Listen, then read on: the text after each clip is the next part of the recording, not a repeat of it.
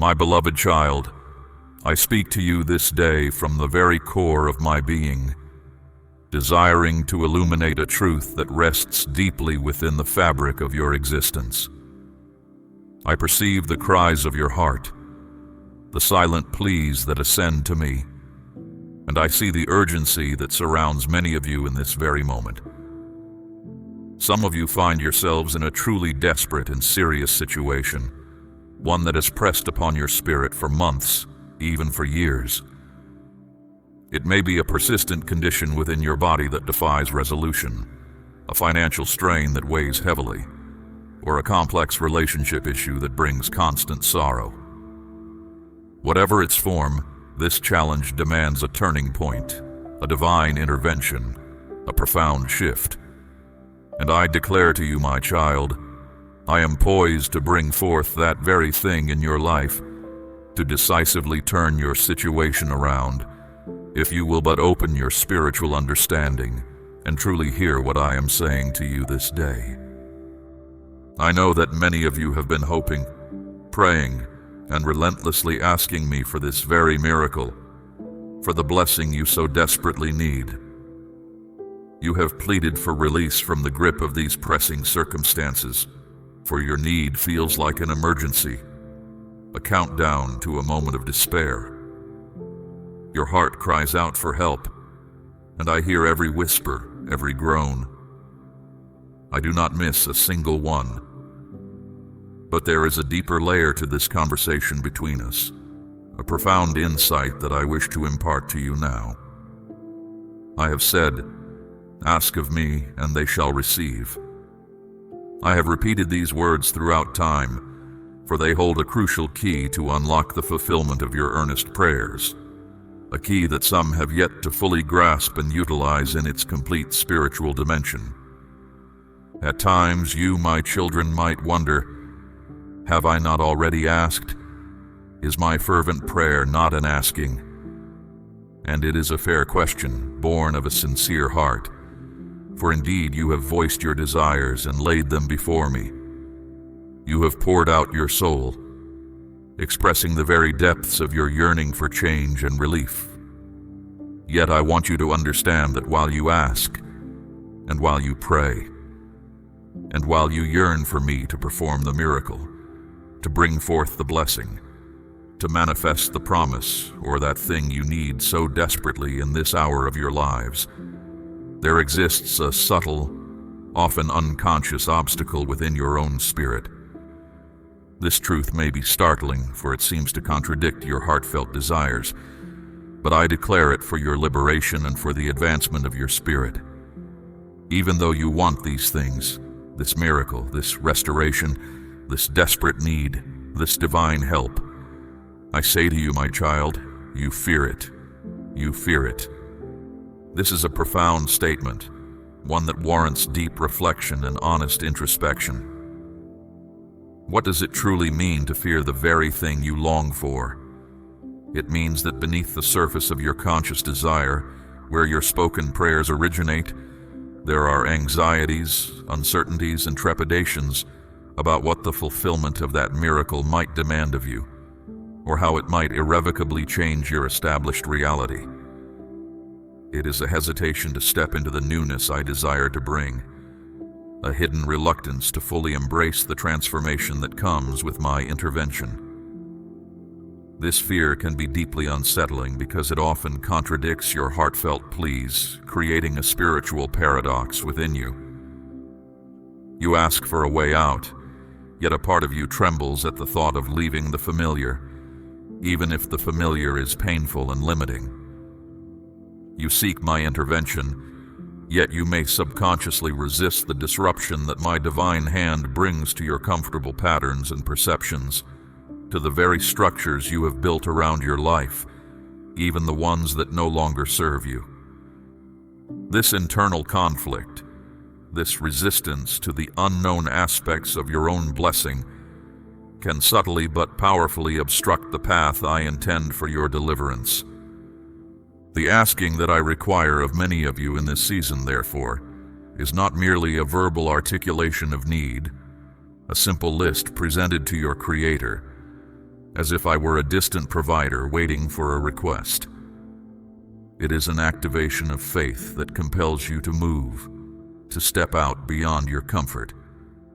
It is a resolute decision to proceed, despite how you feel, despite your fears, despite your concerns, despite your worries, despite the voice of hesitation that rises within you.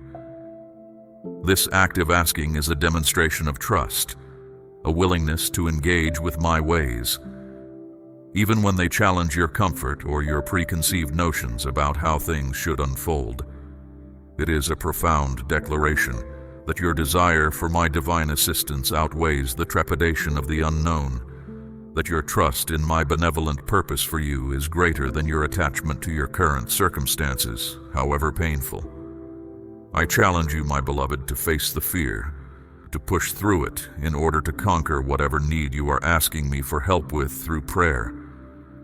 For it is in that movement, born of courageous faith, that your spirit aligns with my will and opens itself fully to receive. Consider for a moment the very nature of such fear and how it manifests in your daily experience, for it takes many forms, each a barrier to your progress, an invisible chain that binds you. It might manifest as the apprehension of a specific diagnosis you might receive, if you finally seek medical attention for that persistent condition within your body, a diagnosis your mind has perhaps already conjured, painting vivid pictures of undesirable outcomes. This fear of knowing, this fear of confirmation, can keep you bound in uncertainty, delaying the very steps that could lead to clarity and care, preventing you from accessing the wisdom and resources I have already placed in the world for your well-being. It might be the fear of confronting a difficult truth, or speaking out to someone about a deeply entrenched issue, fearing their response, their anger, or their rejection, choosing silence over resolution. The prospect of an uncomfortable conversation, of revealing your true feelings, or of demanding what is just, often feels more daunting than enduring the familiar yet corrosive pain of an unresolved situation. This fear of relational disruption, even for a righteous cause, stifles the path to healing and reconciliation. Perhaps it is the fear of taking a necessary journey or making a crucial risk, burdened by the possibility of failure or ridicule, paralyzing you from taking the first step. You may hesitate to invest in a new endeavor, to pursue a new path, or to leave a situation that no longer serves your spirit, because the imagined consequences of failure loom larger than the potential for success and growth that I have prepared for you. This fear of stepping into the unknown, of risking vulnerability, keeps you from discovering the strength and resilience I have placed within you. For some, the fear lies in finally leaving a situation that has grown toxic, weighed down by the embarrassment or shame of having remained in it for too long, choosing familiarity over freedom. The thought of admitting a past misstep or facing the perceived judgment of others can hold you captive, preventing you from embracing the new beginning I offer, from stepping into the light of my forgiveness and grace. These are not merely abstract fears. They are concrete barriers that prevent you from taking the decisive steps that align with the miracle you seek, steps that I am often waiting for you to take, for they are acts of faith in themselves. You have often been led to believe that a positive change, a divine intervention, or a blessing will always come straight to you automatically, as if by immediate divine flash, a sudden burst of my power without your active participation. You expect that when you open your mouth in prayer, I will instantly manifest the desired outcome without any further engagement from your side, without any requirement for your involvement. And while indeed there are moments when I choose to act in such an immediate and overwhelming fashion, demonstrating my sovereignty and power in undeniable ways, my ways are also often intricate, designed to deepen your faith, refine your spirit, and call forth a profound demonstration of your trust in me. I desire not only to provide for your needs, but also to cultivate within you a spirit of courageous reliance upon me. My methods are intended to draw you closer, to reveal the strength you possess through my presence, and to teach you the profound difference that active faith can make in your journey. They are designed to transform you, not just your circumstances. In these particular situations, I am challenging my beloved children to face the fear that is attached to their need. It is not always that your wellness or your blessing or your breakthrough will descend upon you without your courageous involvement. Sometimes, your movement is the very catalyst for my movement. Your willingness to step out, even in trembling faith, opens the way for my power to flow into your circumstance. This is not to say that I require you to earn my blessings, for my grace is always freely given and unconditional. Rather, it is an invitation to participate in the process of your own liberation, to demonstrate your belief not just with words uttered in prayer, but with the very direction of your life, with your choices, and with your actions. It is a partnership, my power flowing into your courageous steps. Let me offer you a timeless illustration of this truth, a story that resonates through the ages and holds immense revelation for your current circumstance.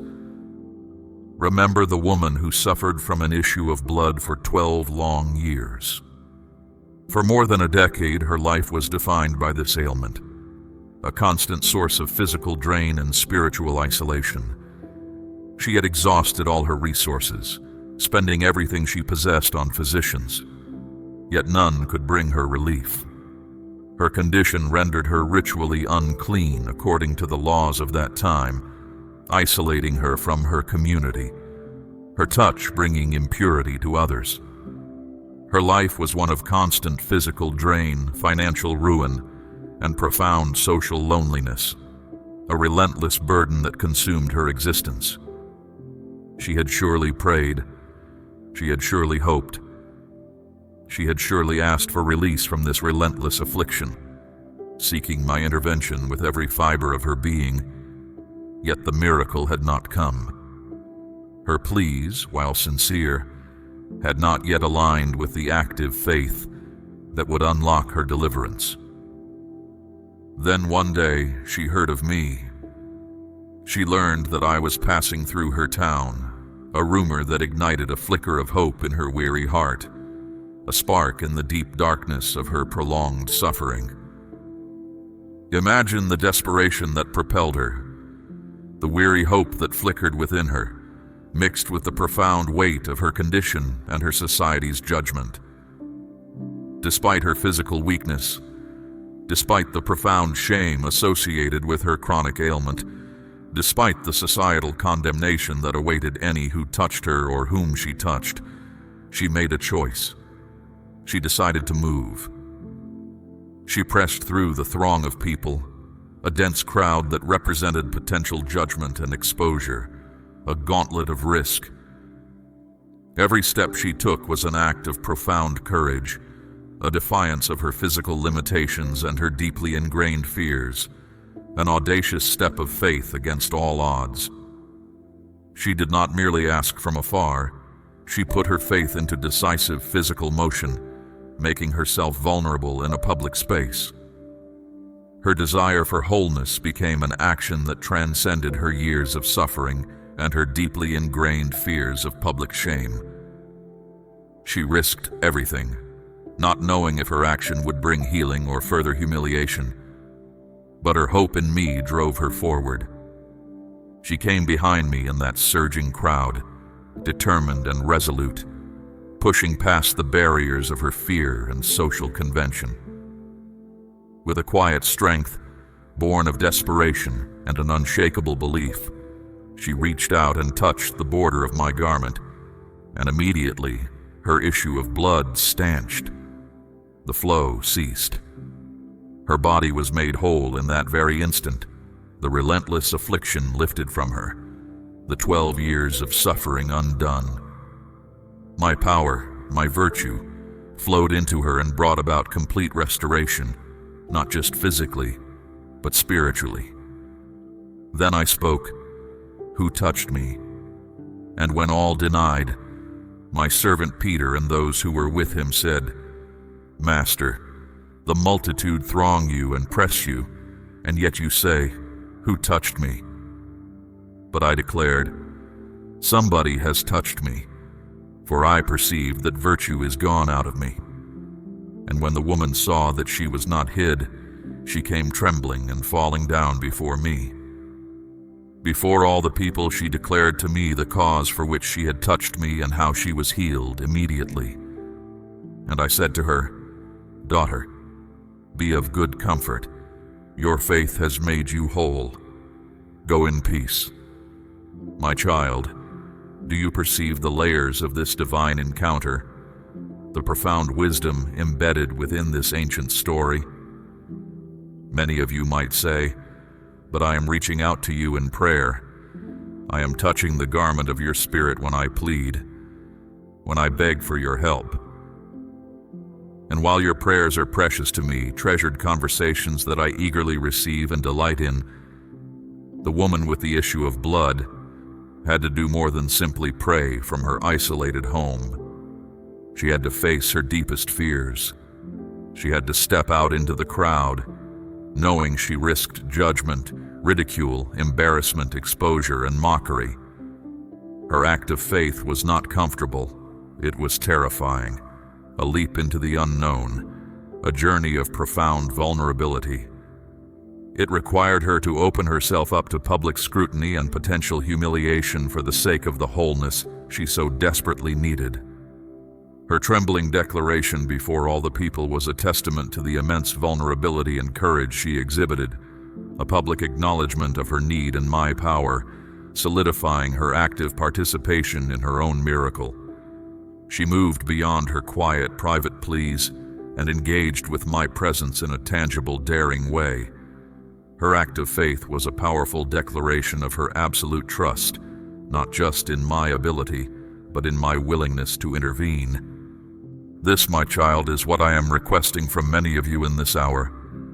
To activate your faith and face the fear of doing what you know you need to do, and to open up your heart and mind to the various ways that I can help you, even if those ways are unexpected or outside your comfort zone. It is through this active, courageous faith, this willingness to move in alignment with your belief, that I release your miracle, your wellness, your blessing in your body, in your finances, in your family, in your work, or wherever else you have a pressing need. Your willingness to move, to speak, to reach out, to change a pattern, to release what no longer serves you, or to embrace a new path, becomes the channel through which my divine assistance flows into your life. I am not asking you to conjure a miracle through your own efforts, for that is my domain, but to align your actions with the belief you profess in your heart, to participate actively in the unfolding of your destiny. Understand this fundamental truth, for it is often misunderstood. It is not simply the act of praying that procures the miracle. It is not the mere utterance of words that moves my hand, though I cherish your every communication.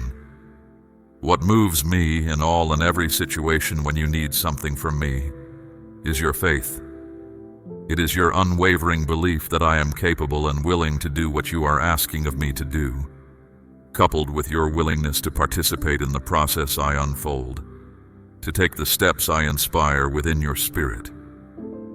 My declaration to the woman was explicit and clear. Your faith has made you whole. Go in peace. Her physical touch was an outward expression of an inward conviction, a tangible demonstration of her profound trust in me, a faith that moved her to action. This is where some of you have found yourselves stuck, in a place of expectation without corresponding action, of hoping without moving. Your spiritual understanding has been narrowed, expecting an immediate, automatic influx of wellness, restoration, and blessings. without realizing that I often invite you to be a part of the journey. And while yes, I sometimes choose to act in such a manner, in these particular circumstances, I am expecting more from you.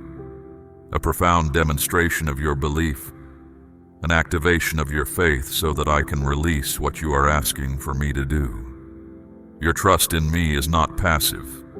It is a dynamic force that I respond to. There is another vital insight I wish to impress upon you, my beloved, one that will free you from limiting your own blessings and from constraining my infinite power. When you have faith like the woman with the issue of blood, a faith that compels you to act despite your fears, signs, wonders, and divine interventions can happen by any means that I choose. You must never limit my power or my methods, for my wisdom far transcends your finite understanding and my ways are not confined by your expectations. Some of you have inadvertently limited how you think I am going to bring you the miracle, how you believe I will bless you, or how you imagine I will bring restoration to your situation, creating a narrow path for my power to flow, a small channel for my vast ocean of grace. But I declare to you, my child, I can use anything and anyone to accomplish my perfect will, to bring about the divine shift you seek. I will use a physician to bring wellness to your body, guiding their hands and minds with my wisdom. I will use a stranger to deliver a blessing you desperately need, placing you in their path at the appointed time. I will use your neighbor, your child, a brother or sister from your community, to bring you solace and support, counsel and comfort. For I move through the hearts of those around you. I will use whatever and whoever I choose to use, and it does not negate, diminish, or take away from the miracle itself or its divine origin. Why? Because regardless of the instrument I employ, the source of the miracle, the ultimate source of it all, is me. I am the eternal source, the same yesterday, today, and forevermore. My power to release supernatural manifestations, physically, spiritually, and mentally, to my children remains utterly unchanged, unending, and unbound by human expectation. My capacity to act is limitless, and my creativity in fulfilling my purposes for you knows no bounds. Therefore, do not restrict my hand by dictating the manner in which your blessing must arrive. Simply focus on the active faith that invites my intervention, and allow me to work in ways that may surprise and astound you, for I delight in revealing my glory in unexpected ways. So, my child, if you will follow the instructions of this truth I speak to you today, if you will take heed to the profound importance of believing by faith, just like that courageous woman with the issue of blood, I urge you to trust me enough to know that when you offer your prayers, as long as you have faith like that courageous woman, truly believing for your miracle, wellness, and breakthrough, I will manifest in your situation according to my perfect will and for my glory in your life. This is my promise to you, a covenant sealed by my unchanging nature. I declare to you that I will never leave you, and I will never forsake you. I will be with you for all the rest of your days, guiding you, sustaining you, and loving you unconditionally, for you are precious in my sight. You are here on purpose, designed to reflect my glory, created with unique gifts and an eternal spirit. Let your faith compel you to move, to act, to declare with confidence that the miracle you seek is already within reach, for it has been set in motion by your trust. Stand with me in this truth, declare it over your life, and move forward without hesitation, knowing that my hand is upon you, directing your steps towards your destiny. Remember, I love you, my child, with an everlasting, boundless love, and I desire for you to experience a life overflowing with my goodness, a life unhindered by fear, and fully surrendered to the power of active faith. Embrace this truth and allow it to transform your expectation into courageous action, for in that space my power is fully revealed, bringing forth the very blessings I long to bestow upon you.